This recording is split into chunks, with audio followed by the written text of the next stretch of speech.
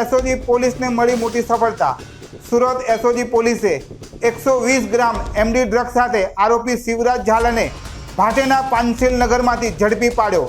આરોપી પાસેથી 12 લાખ રૂપિયાનું એમડી ડ્રગ્સ તેમજ રોકડા રૂપિયા 16 લાખ તથા લોડેડ પિસ્તોલ પણ મળી આવી હતી। આરોપી પોલીસથી બચવા પોતાના ઘરથી મુખ્ય રસ્તા સુધી સીસીટીવી ઘરમાં લગાવી કંટ્રોલ રૂમ ઊભો કર્યો હતો, જેથી આવન જાવન પર પોલીસની નજરથી બચી શકે અને પોલીસ પર નજર રાખી શકે। પણ એસઓજી પોલીસે સવારે બાઇકની સાથે રેડ કરવા પહોંચી હતી, તેમાં તેમને મોટી સફળતા સાંપડી છે। આરોપી જુગાર, મારામારી, લૂંટ, ડ્રગ્સમાં અનેક ગુનામાં નાસ્તો ફરતો હતો। ઉમરા લૂંટ અને લિંબાયતમાં પણ નાસ્તો ફરતો આરોપી હતો। सूरत एसओजी ने माहिती थी कि पंचशील नगर झूपड़पट्टी ની અંદર एक शिवराज सिंह उर्फे शिवो दरबार के जे घણા બધા ગુનાઓમાં વોન્ટેડ છે તે એમડી નો ધંધો કરી રહ્યો છે અને એની એમઓ એવી હતી કે તે पंचशील नगर આખાને total 24 high definition night vision વાળા સીસીટીવી કેમેરાથી એને સજ્જ કરેલા અને પોલીસની તથા તમામ મૂવમેન્ટ ઉપર એ નજર રાખી રહ્યો હતો। પોતે એમેઝોનમાંથી 4 વોકી ટોકી ઓનલાઈન મંગાવેલા અને એ 4 છોકરાઓ પણ રાખતો હતો કે જે पंचशील नगરમાં ફરતા રહે અને કોઈ પણ મૂવમેન્ટ હોય તો જાણ કરે। આવું જે એનું હતું એની અંદર એસઓજીના બાતમી મળી કે આ ડ્રગ્સ વેચી રહ્યો છે, તો એસઓજીના ટોટલ અધિકારી અને કર્મચારી ટોટલ 20 બાઇક લઈને અલગ અલગ દિશાઓમાંથી જઈ અને જેનું ઘર છે એને કોર્ડન કરી અને એની અંદરથી 118 ગ્રામ એમડી જે 11,83,600નું થાય છે, તે ઉપરાંત એના 2 મોબાઈલ ફોન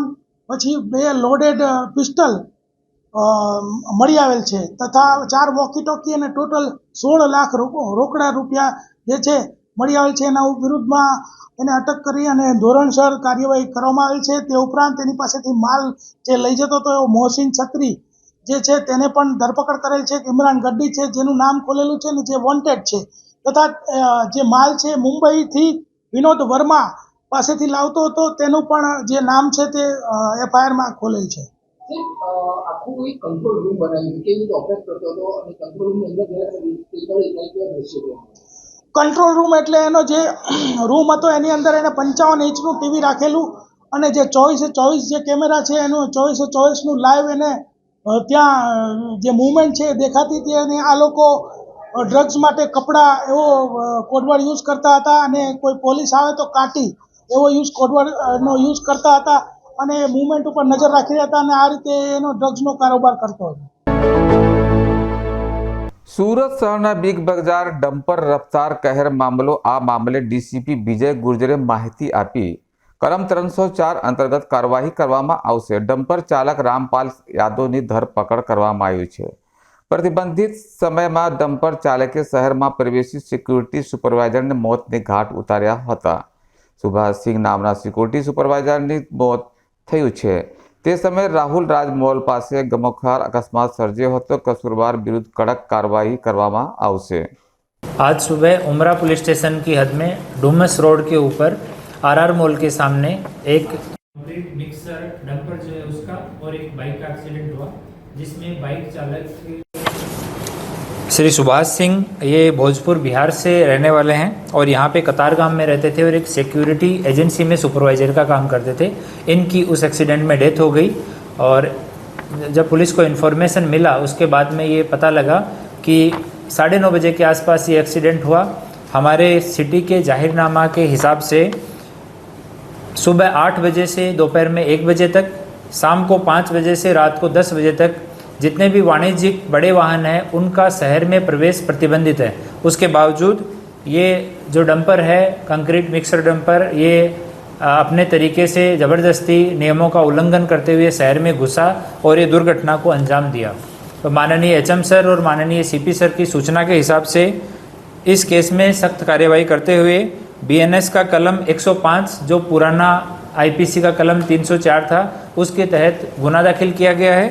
और अभी जो वाहन चालक है रामपाल राम आशीष यादव ये इच्छापुर में रहता है, यहाँ पे ही इस कंपनी का इच्छापुर में प्लांट है, उसको अभी अटक किया गया है। और इसमें जितने भी दूसरे आरोपी जो भी इसके लिए जिम्मेदार रहेंगे, कसूरवार रहेंगे, उन सब के विषय में भी हम लोग तपास कर रहे हैं और उनके खिलाफ भी सख्त कार्रवाई की जाएगी।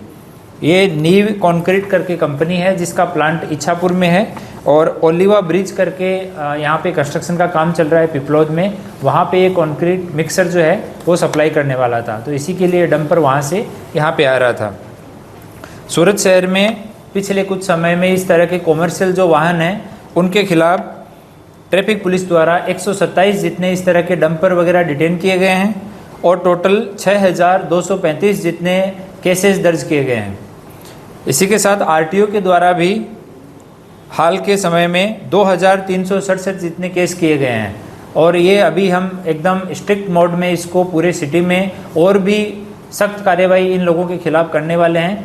अगर जाहिर में जो समय दिया गया है जिसमें वाणिज्यिक वाहन प्रवेश नहीं करना चाहिए, उसमें अगर कोई भी वाणिज्यिक वाहन बिना प्रॉपर मंजूरी के शहर में खिलाफ सख्त कार्रवाई की जाएगी।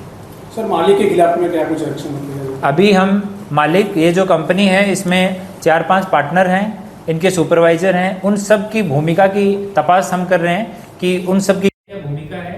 वो इन्वेस्टिगेशन होने के बाद में जो भी जवाबदार व्यक्ति निकलेगा उनके खिलाफ आवश्यक कार्रवाई की जाएगी। 1 અગસ્ટના રોજ બનેલી ઘટનાના સીસીટીવી ફૂટેજ સામે આવ્યા। અમરોલી વિસ્તારમાં હિટ એન્ડ રનમાં મહિલાનું મોત થયું હતું। અમરોલી વિસ્તારની હેવન હાઇટ્સ બિલ્ડિંગની સામે અકસ્માતની ઘટના બની હતી। કમલેશ નાલિયાપરા નામના વ્યક્તિએ બેફામ કાર ચલાવતા મહિલાનું નિપજ્યું મોત। સુરતમાં બેફામ કાર ચાલકો વધુ એક હિટ એન્ડ રન ઘટનાને આપ્યો અંજામ। બાઇક સવાર દંપતીને બેફામ કાર ચાલકે અડફેટે લેતા લીધું હતું। આ ઘટનામાં સંગીતાબેન દેસાઈ નામના મહિલાનું નિપજ્યું મોત અને ગુણવંતભાઈ ઇજાગ્રસ્ત થયા હતા। આ સમગ્ર ઘટનાને લઈને અમરોલી પોલીસે કાર ચાલક અને સામે ગુનો દાખલ કરી કાર્યવાહી હાથ ધરી છે। હાલ આ ઘટનાના સીસીટીવી ફૂટેજ સામે આવ્યા છે।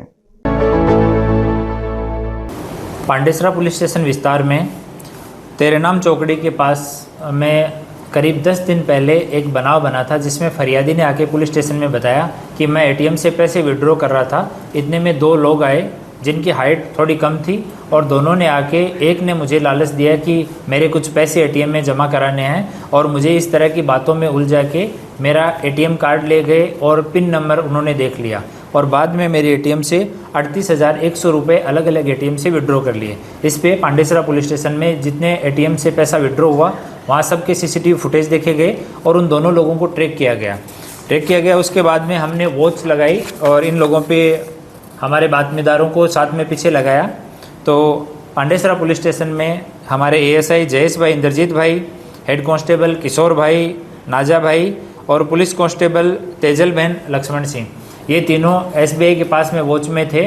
तो एक आरोपी इनको वापस से दिखा तो उस आरोपी की मदद से फिर दूसरे आरोपी को डिटेन किया गया। दोनों आरोपियों का नाम राजकुमार नंद किशोर पासवान, ये नौसारी रेलवे स्टेशन पे रहता है और मूल रूप से मोतिहारी बिहार का रहने वाला है। दूसरा रवि कुमार वीरेंद्र पासवान, ये भी मोतिहारी का रहने वाला है और नौसारी रेलवे स्टेशन पे रहता है। इनका एमओ ऐसा है कि ये एटीएम पे चले जाते हैं, वहाँ जाके एक इन्होंने इस तरह की ये कागज़ की जो गड्डी है वो रखते हैं, उसमें ऊपर 500 का नोट लगा के रखते हैं और उसको हैंकी रुमाल में लपेट के रखते हैं। वहाँ से थोड़ा सा दिखाते हैं और कोई कम पढ़ा लिखा आदमी, वृद्ध आदमी या कोई बाहर का मजदूर वर्ग का ऐसा आदमी अगर इनको मिलता है तो उसको टारगेट करते हैं। उसको इनमें से एक आदमी बोलता है कि मैं जहाँ पे काम करता हूँ वहाँ से पैसे चुरा के लाया हूँ, मेरे पास खाते नहीं है तो तुम इसको खाते में डाल दो। फिर दूसरा आदमी जो इन्हीं का ही है वो बोलता है कि नहीं ऐसा नहीं होता है, भाग जाओ यहाँ से। तो पहला आदमी बोलता है कि 10-10 हज़ार रुपये आप दोनों को दे दूंगा।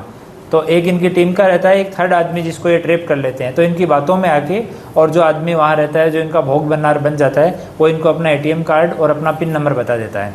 इस तरह से करके ये लोग इस तरह के अपराध को अंजाम देते हैं। इनमें से जो आरोपी राजकुमार नंद किशोर पासवान है उसके ऊपर 2020 में कच्छ पश्चिम में 2 FIR दर्ज हैं। इसके अलावा इन्होंने पूछताछ में अभी तक सूरत शहर में 6 जगह पे अलग अलग बनाव किए हैं, ये इन्होंने पूछताछ में बताया है, जिसमें से 2 पांडेसरा में हैं, एक वेस्तान का, एक उधना का, एक इच्छापुर का और एक वेस्तान का। इनके पास से 15 जितने कार्ड हैं वो अभी बरामद हुए हैं, जिनकी डिटेल हम लोग इन्वेस्टिगेशन के काम के लिए लेके और डिटेल मंगवा रहे हैं बैंक से। जैसे ही बैंक से डिटेल आएगी उसके बाद में इन्वेस्टिगेशन के काम में इनको रखा जाएगा और जहाँ जहाँ भी जो इनके विक्टिम बने हैं उनकी फर्दर पूछताछ करके और चीज़ों को इन्वेस्टिगेशन के लिए शामिल रखा जाएगा। સુરતના રાંદેરમાં થયેલા હત્યાનો મામલો રાંદેર પોલીસે હત્યા કરનાર આરોપી પિતા પુત્રને ઝડપી પાડ્યા। આરોપીએ 27 વર્ષીય રફીક સલીમ શેખની કરી હતી હત્યા। મૃતક રફીક કાકા ભત્રીજાના ઝઘડામાં વચ્ચે પડી સમાધાન કરવાનો પ્રયાસ કર્યો હતો, પરંતુ આરોપીએ મૃતકને ચપ્પુના ઉપરા છાપરી ઘા ઝીંકીને મોતને ઘાટ ઉતારી દેવામાં આવ્યા હતા। આ બનાવમાં પોલીસે તાત્કાલિક હત્યાનો ગુનો નોંધી તપાસ કરી હતી। તારીખ 4/8/2025 રોજ બાપુનગર રાંદેર વિસ્તારમાં રહેતા શરીક સરીન અને તેમનો ભત્રીજો રફીક અને તેમની દીકરીઓ શરીક અને સરીનની દીકરીઓ સાથે રહેતા હતા। 4/8ના રોજ સવારના શરીક સરીન અને તેમનો ભત્રીજો રફીક વચ્ચે કૌટુંબિક કારણોસર બોલાચાલી થતી હતી। જે દરમિયાન ઉગ્ર સ્વરૂપે બોલાચાલી થતી હોય અફઝલ નામના વ્યક્તિએ કે જે તેઓની પડોશમાં રહે છે અને કૌટુંબિક થાય છે તેમણે રફીકને ઠપકો આપેલો, જેથી રફીક અને અફઝલ વચ્ચે આ બાબતે બોલાચાલી થયેલી, ગાળાગાળી થયેલી। જે અનુસંધાને અફઝલે રીસ રાખી તેના દીકરા આમિરને આ બાબતે વાત કરેલી, જેથી આમિર ઉશ્કેરાઈ ગયેલો અને 4/8/25ના રોજ સાંજના 6:00 વાગ્યાના સુમારે અફઝલ અને આમિર આવેલા અને આમિરે રફીક જ્યાં સૂતો હતો ત્યાં ચપ્પુના ઘા મારી ઈજાઓ પહોંચાડેલી। તુરંત જ 108માં લઈ જઈ રફીકને સિવિલ હોસ્પિટલ લઈ ગયેલા, જ્યાં સારવાર દરમિયાન રફીકનું મરણ ગયેલ। જે બાબતે રાંદેર પોલીસ સ્ટેશનમાં હત્યાનો ગુનો દાખલ થયેલ છે અને આ કામે તપાસ દરમિયાન આરોપી અફઝલ અને આમિરને અટક કરવામાં આવેલ છે। આગળની તપાસ ચાલુમાં છે। કઈ વાત ઝઘડો થયો? વાતમાં રફીક શરીક અને સિરીન વચ્ચે તેઓની કૌટુંબિક બાબતે બોલાચાલી થયેલી, જે દરમિયાન અફઝલ ના પાડવા જતા અફઝલ સાથે રફીકને ઝઘડો થયેલો, એ એનું કારણ હતું। આરોપીઓ વિરુદ્ધ અગાઉમાં મોબાઈલ ચોરીના અને મારામારીના ગુનાઓ દાખલ થયેલા છે। સુરત શહેરના યોગી ચોકના પવિત્રા પોઈન્ટ પાસેથી મોટી માત્રામાં ક્રેડિટ કાર્ડ અને સ્વાપિંગ મશીન પોલીસને મળ્યા હતા। ખોટી ફાર્મ ઊભી કરી બેંકોમાં ખાતા ખોલાવી કરોડોનું ટ્રાન્ઝેક્શન કરી ગેરકાયદેસર 2% પૈસા વસૂલાતા ઇસમો સામે પોલીસની કાર્યવાહી, જેમાં બેંક એકાઉન્ટમાં કરોડો રૂપિયાના ટ્રાન્ઝેક્શન થતા બાબતે SITની રચના કરવામાં આવી હતી। આ કેસમાં હાર્દિક બાબલિયા, સતીશ બાબલિયા અને મયુર ખોટી ફોર્મ ઊભી કરી બેંકમાં કરંટ ખાતા ખોલાવ્યા હતા। ત્યારબાદ ક્રેડિટ કાર્ડના રોકડા રૂપિયા આપવા બાબતે લોકો પાસેથી 2% રકમ લઈ આ બેંક ખાતાઓમાં 31,62,00,000 કરતા વધુના ટ્રાન્ઝેક્શન કર્યા હતા। આ કેસમાં સરથાના પોલીસે સતીશ બાબલિયાની ધરપકડ કરી છે। कुछ दिन पहले हमने सरथाना के विस्तार में एक मेगा साइबर कॉम्बिंग का आयोजन किया था। उसमें हमें एक शॉप में more than 250 credit cards, more than 10 point of sale जो स्वाइपिंग मशीन होती है, स्कीमिंग मशीन, ATM और पासबुक्स बहुत सारे बरामद हुए थे। इस पर हमने उस समय एक जानवा जोग दाखिल किया था और जानवा जोग की तपास हमने एक SIT से करवाया था, जिसमें अलग अलग पुलिस स्टेशन के जो एक्सपर्ट्स हैं वो इन्वॉल्व थे। SIT के तपास के बाद जब हमें पता चला कि इसमें एक क्रिमिनल एंगल इन्वॉल्व है, और वो क्रिमिनल एंगल ये था कि ये जो स्वाइपिंग मशीन्स थे, पॉइंट ऑफ सेल मशीन्स थे, ये इशू किए जाते हैं MSME के सर्टिफिकेट के पे, उद्यमी सर्टिफिकेट पे। जब हमने डिटेल तपास की तो जो सर्टिफिकेट जो बनाए गए थे सारे फोर्ज सर्टिफिकेट थे, सारे डुप्लीकेट सर्टिफिकेट्स थे। जब हमने MO को तपास किया तो इसमें ऐसा करते हैं ये लोग कि क्रेडिट कार्ड से स्वाइप करवा के आपको अगर तुरंत पैसा चाहिए तो आपको 2% ब्याज पे तुरंत पैसा दे देते हैं ये।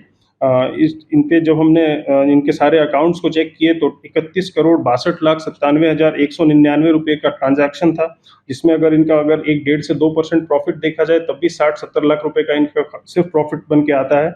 इसमें इन्होंने Madhav Kirana, Raghav enterprise, rich women firm, ऐसे करके डुप्लीकेट फॉर्म्स बनाए और इन डुप्लीकेट फॉर्म्स के नाम पे इन्होंने पॉइंट ऑफ सेल मशीन ली और उन मशीन से इन्होंने सारा ट्रांजैक्शन किया।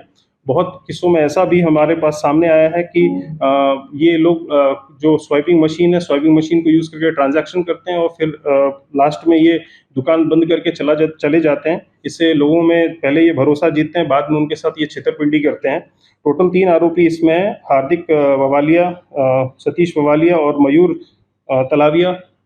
इसमें हमने 2 आरोपियों को पकड़ लिया है और इसमें हम पूरा एक वो देख रहे हैं कि और भी बहुत सारे जो भी इस तरह के इंस्टीट्यूट्स हैं जो कि इस तरह का काम कर रहे हैं, गैर कायदेसर लूप होल्स को इस्तेमाल करके लोगों के साथ छेतरपिंडी करने का प्रयास कर रहे हैं, उनको हम बिल्कुल नहीं छोड़ने वाले हैं। सरथाना विस्तार में हम एक चेतावनी भी देने वाले हैं कि अगर कोई इस तरह का काम कर रहा है जो कि गैर कायदेसर है तो उसको तुरंत बंद कर ले।